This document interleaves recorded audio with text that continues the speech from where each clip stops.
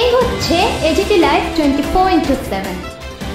ये है AGT live 24/7। This is AGT Live 24/7। নমস্কার সবাইকে, সাংবাদিক বন্ধুগণ, প্রিন্ট এবং ইলেকট্রনিক মিডিয়া কন্ট্রোল জার্নালিস্ট যারা আপনারা রয়েছেন, সবাইকে স্বাগত জানাচ্ছি আজকের এই সান্ধ্যকালীন প্রেস কনফারেন্স।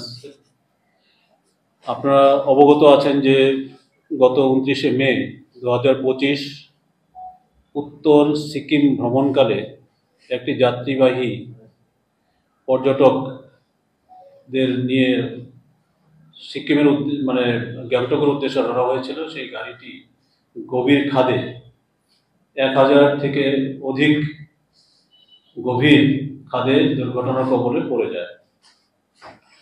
ঊনকোটি জেলার কৈলাস শহরের দুটি যুবক, একজনের নাম দেবজ্যোতি দেব, অন্যজনের নাম হচ্ছে স্বপ্ননীল দেব, সহ মোট 11 জন পর্যটক এই গাড়িতে ছিল বলে জানা গেছে। রাজ্যের এই দুই যুবক এই দুর্ঘটনায় নিখোঁজ বলে মুখ্যমন্ত্রী সচিবালয়ের গোচরে এসেছে। রাজ্যের মাননীয় মুখ্যমন্ত্রী প্রফেসর ডক্টর মানিক সাহা মহোদয় এই বিষয়ে খোঁজ খবর নিচ্ছেন এবং এরই পরিপ্রেক্ষিতে সচিবালয়কে আমার হাতে বলা হয়েছিল খোঁজ খবর করার জন্য। ঘটনার খবর পেয়ে আমি এই বিষয়ে দ্রুত সিকিম প্রশাসনের সঙ্গে যোগাযোগ করি। সিকিমের মুখ্যমন্ত্রীর সচিব KN ভুটিয়ার সঙ্গে আমার টেলিফোনে এই বিষয়ে যোগাযোগ হয়। আমি পর্যটকদের উদ্ধারের বিষয়ে খোঁজখবর নেই। শ্রী ভুটিয়া আজ একটি চিঠি বলে জানিয়েছেন যে প্রতিকূল আবহাওয়া,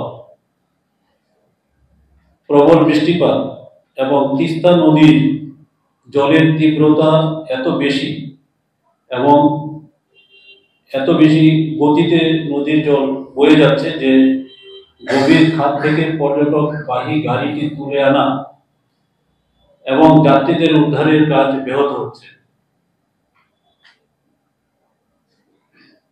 তবে national disaster response force NDRF, এটি একটি ন্যাশনাল ফোর্স, তারা জোর তৎপরতার সঙ্গে কাজ করে যাচ্ছে। সিকিম প্রশাসন থেকে জানানো হচ্ছে যে উড়িষ্যার 2 জন নাবালক যাত্রী কোনোভাবে এক্ষেত্রে বেঁচে গেছে। দুর্ঘটনাগ্রস্ত গাড়ির ভাঙ্গা অংশ কিছু উদ্ধার হয়েছে, কিন্তু তাতে কোনো যাত্রী পাওয়া যায়নি। এটি একটি অংশ মাত্র, অধিকাংশ অংশই গাড়ি নিখোঁজ, এটা আনট্রেসেবল। ইতিমধ্যে দুর্ঘটনাগ্রস্ত এই গাড়িতে থাকা রাজ্যের 2 জন পর্যটকের মধ্যে একজনের পিতা সহ এক আত্মীয়ের সঙ্গে আমার আজকেই কথাবার্তা হয়েছিল। তারা গ্যাংটকেই আছেন এবং ঘটনাস্থলে আছেন। নিখোঁজ 2 জনের পরিজনরাও সিকিমে ছুটে গেছেন।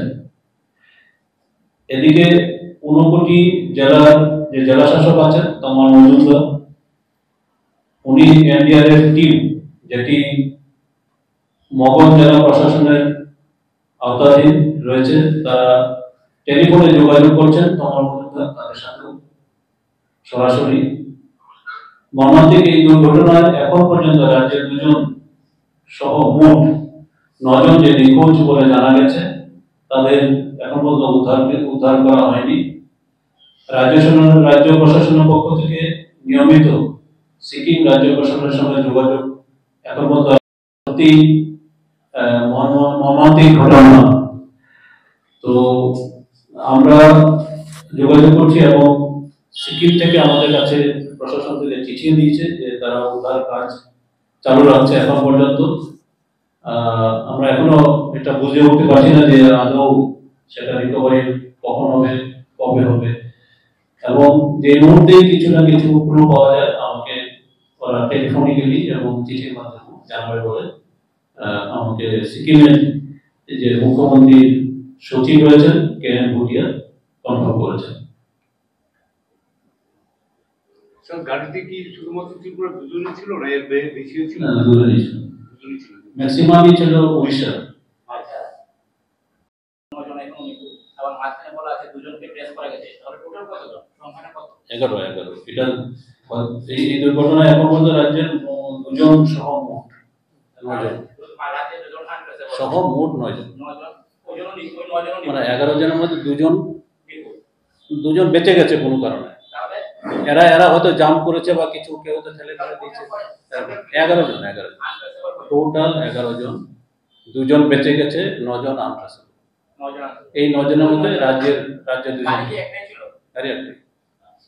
আজকে হঠাৎ উড়িষ্যা থেকে রিকভারি টিম গেছে, হ্যাঁ ত্রিপুরা থেকে কোনো কিছুই করা হয়, ইভেন তারা ওখানে একটা মিসিং ডায়েরি পর্যন্ত করতে পারছে না।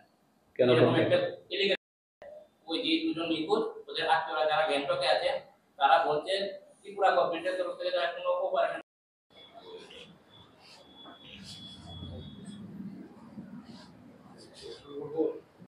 কি জন্য প্রয়োজনীয়তা মনে করে কেন জানাবো না?